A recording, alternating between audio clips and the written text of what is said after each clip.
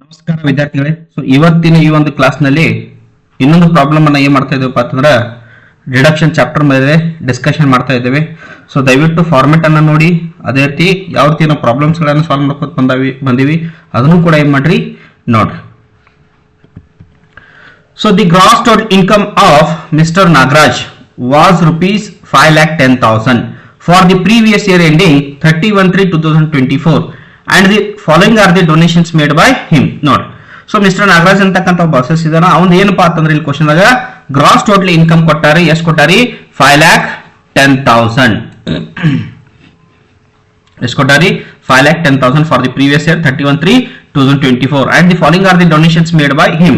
So ಏನೇನ್ donations ಮಾಡ್ಯಾನ? So donations to Jawaharlal memorial fund ₹20,000. Then donations to Corporation of Minority Community ₹20,000. Then donation to municipality for promoting family planning ₹30,000. Then donation to Rishabhendra Charitable Trust approved, that is ₹10,000. Books donated to an approved college ₹5,000. So the gross total income of Mr. Nagaraj includes long term capital gain of ₹10,000. So ಈ long term capital gain ಏನ್ ಮಾಡ್ತೀವಿ ನಾವು gross total income ಒಳಗ less ಮಾಡ್ಕೋತೀವಿ. Then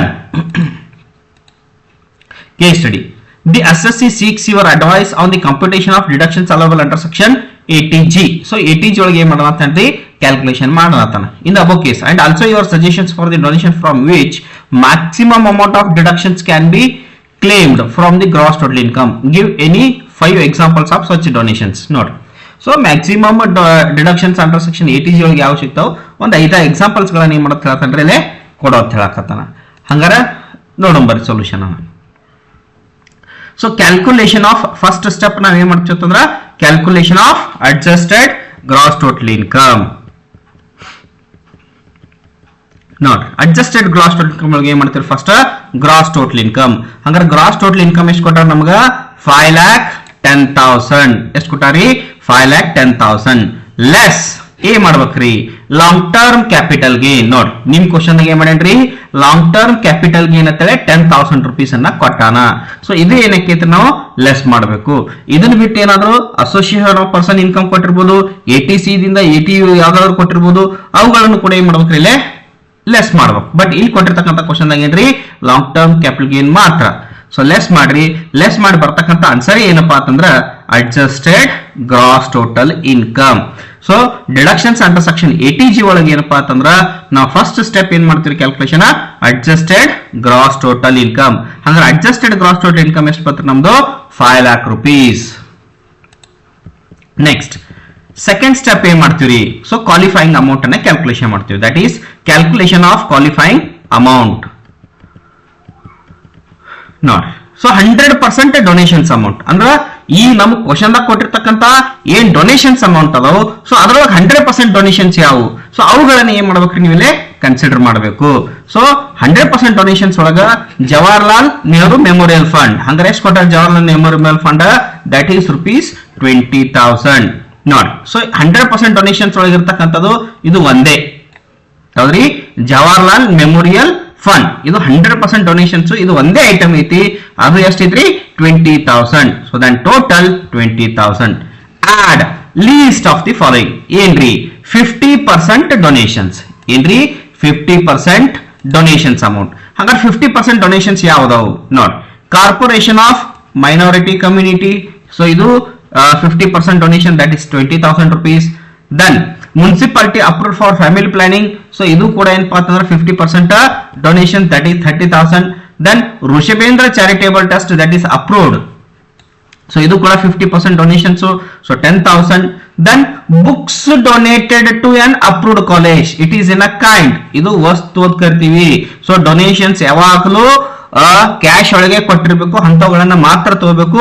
books donated ಯಾವುದೇ ರೀತಿ donations ನಾವು consider ಇಲ್ಲೇ ಮಾಡಕ್ ಹೋಗಂಗಿಲ್ಲ. ಹಂಗಾರ 50% ಡೊನೇಷನ್ಸ್ ಟೋಟಲ್ ಎಷ್ಟಾದ್ರಿ?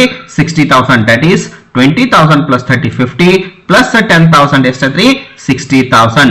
ಆರ್ 10% ಆಫ್ 5,00,000 ಅಂದ್ರೆ ಅರ್ಥ ಅಡ್ಜಸ್ಟೆಡ್ GTI ಏನ್ ಮಾಡ್ಬೇಕ್ರಿ ನೀವು? 10% ತಗೋಬೇಕು. ಹಂಗಾರೆ ಫಸ್ಟ್ ಸ್ಟೆಪ್ ಒಳಗೆ ನಮ್ಗೆ ಅಡ್ಜಸ್ಟೆಡ್ GTI ಎಷ್ಟು ಬಂದೈತ್ರಿ? 5,00,000 ಬಂದೈತಿ. 5,00,000 10% ಅಂದ್ರೆ ಎಷ್ಟ್ರಿ? 50,000.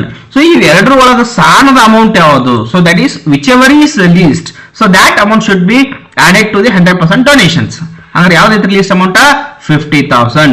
ಸೊ ದೆನ್ 20,000 ಪ್ಲಸ್ 50,000 ಮಾಡಿದ್ರೆ ಎಷ್ಟು ಬರ್ತಿದ್ರಿ, ದಟ್ ಈಸ್ 70,000. ಈ 70,000 ಏನಪ್ಪಾ ಅಂತಂದ್ರೆ ನಮ್ದು qualifying amount. So first step adjusted GTI, second step ಏನಪ್ಪಾ ಅಂತಂದ್ರೆ ಕ್ವಾಲಿಫೈಯಿಂಗ್ ಅಮೌಂಟ್. ಹಂಗಾರೆ ಕ್ವಾಲಿಫೈಯಿಂಗ್ ಅಮೌಂಟ್ ಎಷ್ಟು ಬರ್ತಾರೆ ನಮ್ದು 70,000. ದೆನ್ ಥರ್ಡ್ ಸ್ಟೆಪ್ ಏನ್ ಮಾಡ್ತೀವಿ, that is calculation of deductions allowable under section 80G. ನೋಡಿ particulars rupees 100% deductions amount. So ನಾವು ಲಾಸ್ಟ್ ವಿಡಿಯೋದಿಂದ ಹೇಳ್ಕೊತ ಬಂದಿನಿ. ಸೊ ಕೆಲವೊಂದು 100% ಡೊನೇಷನ್ಸ್ ಡಿಡಕ್ಷನ್ಸ್ ಆಗಿರಬಹುದು, ದೆನ್ 50% ಡೊನೇಷನ್ಸ್ 100% ಡಿಡಕ್ಷನ್ಸ್ ಆಗಿರಬಹುದು. ಹಂಗಾರೆ ಇಲ್ಲಿ ಯಾವುದು, that is municipality for approved for family planning. ಇದು ಏನಪ್ಪಾ ಅಂತಂದ್ರೆ 100% ಡಿಡಕ್ಷನ್ಸ್ ಅಮೌಂಟ್ ಐತಿ, ದಟ್ ಈಸ್ 30,000. ಸೊ ಇಲ್ಲಿ 100% ಡಿಡಕ್ಷನ್ಸ್ ಇರ್ತಕ್ಕಂಥದ್ದು ಇದು ಒಂದೇ. ಸೊ ಉಳಿಕಿದೆಲ್ಲ 50% ಒಳಗೆ ಏನಕ್ಕೆ ಕನ್ಸಿಡರ್ ಹಾಕ್ಯವ್. So 100% deductions amount that is municipality for approved family planning, that is 30,000. Total 30,000 add.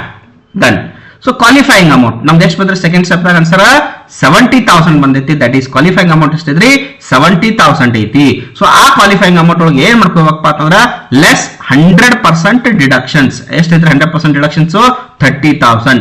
ಹಂಗಾರೆ 70,000 ಒಳಗ 30,000 ಮೈನಸ್ ಆದ್ರೆ ಎಷ್ಟು ಬರ್ತೈತ್ರಿ 40,000. ಈ 40,000 ಏನ್ ಮಾಡ್ಕೋಬೇಕ್ರಿ 50% ಆಫ್ ಬ್ಯಾಲೆನ್ಸ್. ಅಂದ್ರ 40,000 50% ಎಷ್ಟ್ರಿ 20,000.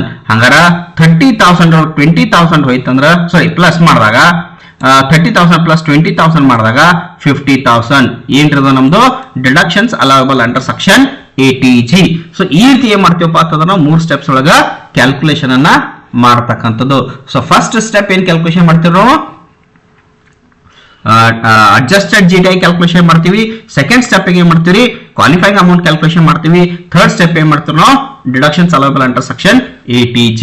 ಸೊ ಇನ್ನೊಂದು ಕ್ವಶನ್ಸ್ ಕೇಳ್ಯಾನ್ರಿ, ಏನ್ ಕೇಳೋಣ, so maximum amount of deductions can be claimed from the gross total income, give any 5 examples of such donations. ಅಂದ್ರೆ ಮ್ಯಾಕ್ಸಿಮಮ್ ಡಿಡಕ್ಷನ್ಸ್ ತಗೊಳ್ತಕ್ಕಂಥ ಐಟಮ್ಸ್ ಒಂದು 5 ಎಕ್ಸಾಂಪಲ್ಸ್ ಕೂಡ ಏನ್ ಇಲ್ಲೇ ಕ್ವಶನ್ಸ್ ಕೇಳೋಣ. ಅಂದ್ರೆ 100% ಡಿಡಕ್ಷನ್ಸ್ ಯಾವ ಆ ಐಟಮ್ಸ್ ಗಳನ್ನ ಏನ್ ಮಾಡ್ಬೇಕು ನೀವು ಎಕ್ಸಾಮ್ಸ್ ಗಳನ್ನ ಕೊಡಬೇಕು. ಸೊ ನಾನು ಕೊಟ್ಟಿರ್ತಕ್ಕಂಥ examples that is example the national defence fund, ಇದು 100% ಡಿಡಕ್ಷನ್ಸ್ ಐತಿ. Prime ministers national relief fund 100% deductions. The prime ministers Armenia earthquake relief fund 5% 100%. National foundation for communal harmony ಇದು 100% deductions. Education institutions of national eminence ಇದು ಕೂಡ 100% deductions. ಅಂದ್ರೆ maximum deductions ಗಳನ್ನ ಏನ್ ಮಾಡಬಹುದ್ರಿ ಈ ಐಟಮ್ ದಿಂದ ತಗೋಬಹುದು. ಇದನ್ನ ಬಿಟ್ಟು ಬೇರೆ ಎಕ್ಸಾಂಪಲ್ಸ್ ಗಳನ್ನ ನೀವು ಕೊಡಬಹುದು, ಬಟ್ ನಾನು ಕೊಟ್ಟಿರ್ತಕ್ಕಂಥ 5 ಎಕ್ಸಾಂಪಲ್ಸ್ ಏನ್ರಿ ಕೊಟ್ಟಿನಿ.